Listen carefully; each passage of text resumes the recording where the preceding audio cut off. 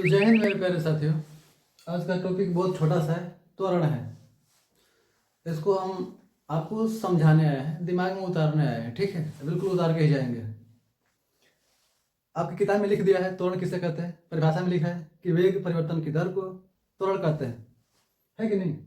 वेग परिवर्तन की दर को त्वरण कहते हैं। पर आप इसको याद तो कर लियो, पर समझे नहीं आई तक, फील नहीं आया त्वरण क्या है। अब आज फील आ जाएगा, ठीक?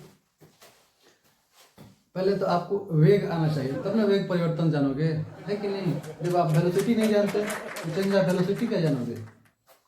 चलो वेग समझते हैं पहले। वेग इट मीन्स वेलोसिटी। मेरे भाई दो टाइप की, एक इनिशियल, एक फाइनल। इसको बोलते हैं प्रारंभिक वेग, इसको बोलते हैं अंतिम वेग। ये क्या है? वेग जानते हो? वेग भी नहीं आएगा तो ये कैसे समझोगे? अच्छा वेग नहीं जानते हो, चाल जानते हो? चाल, स्पीड, वो कमाल चाल वाला सुने हो? वो तो सुने होगे। देखो पहले चाल क्लियर करते हैं। देख, चाल और वेग। स्पीड को बोलते हैं चाल। अगर आप किधर भी जा रहे हो, जैसे मान लो तुम्हारे बस की चाल 50 किलोमीटर पर आवर है, इसको बोलते हैं चाल। 50 किलोमीटर पर आवर मेरे बस की चाल है। साथ में अगर दिशा लग गया, डायरेक्शन,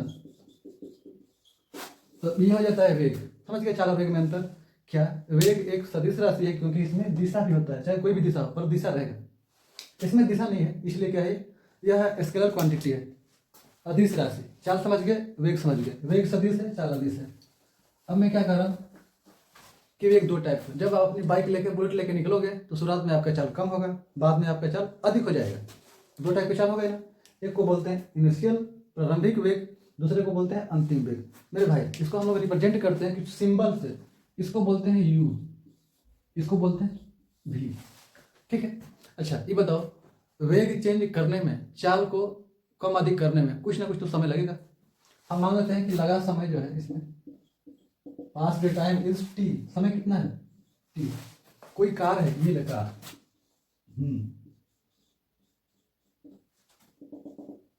चलना शुरू की, है कि नहीं? चलना शुरू की, टी समय बाद कार यहां पर आ गई। मेरे भाई मंत्री जी की कार है, तो बताओ समय लगने के बाद यहां से यहां पहुंच गई।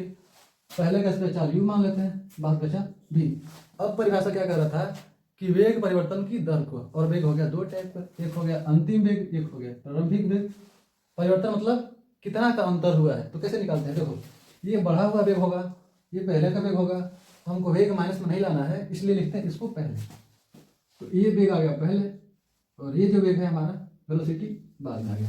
पर ये बदलने में कुछ समय भी लगा है, तभी तो बदल रहा है। ऐसा नहीं कि आप जहाँ थे वहीं पे चाल अधिक भी हो गया, कम भी हो गया। ऐसा हो सकता है कभी? Never, it's going to be happen in your life मेरे भाई। तो आपको भाग करना होगा समय से। वैसे भी ऐसे समझो कि जब कभी भी कहेगा दर को, रेट को, तो उसमें टाइम से भाग हमेशा किया ही गया होगा, ठीक? The rate of change in velocity is acceleration. वेग परिवर्तन की दर को कहते हैं त्वरण।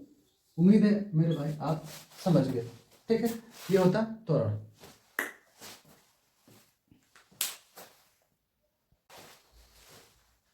तो लड्डू, हम लोग अगर ये समझ गए तो इसे एक न्यूमेरिकल भी उड़ा लेते हैं, एक आंकिक सवाल भी। देखो एक बस है, ठीक?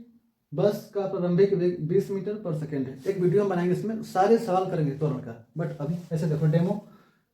प्रारंभिक वेग ये है, अंतिम वेग 40 मीटर पर सेकेंड है, लगा समय 5 सेकेंड है। तो बताओ त्वरण कितना होगा? अभी फॉर्मूले आपको बता कि ए बराबर equal to V minus U upon T. मेरे भाई तो बता जरा, डी कितना था? डी मतलब अंतिम वेग 40, प्रारंभिक वेग कितना है? 20। टाइम कितना है? टाइम है 5 सेकेंड। इट्स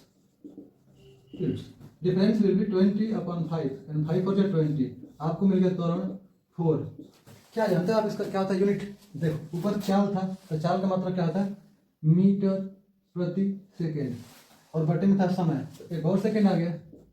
इस तरह से यूनिट बन गया 4 मीटर प्रति सेकेंड स्क्वायर, ठीक है? Thank you.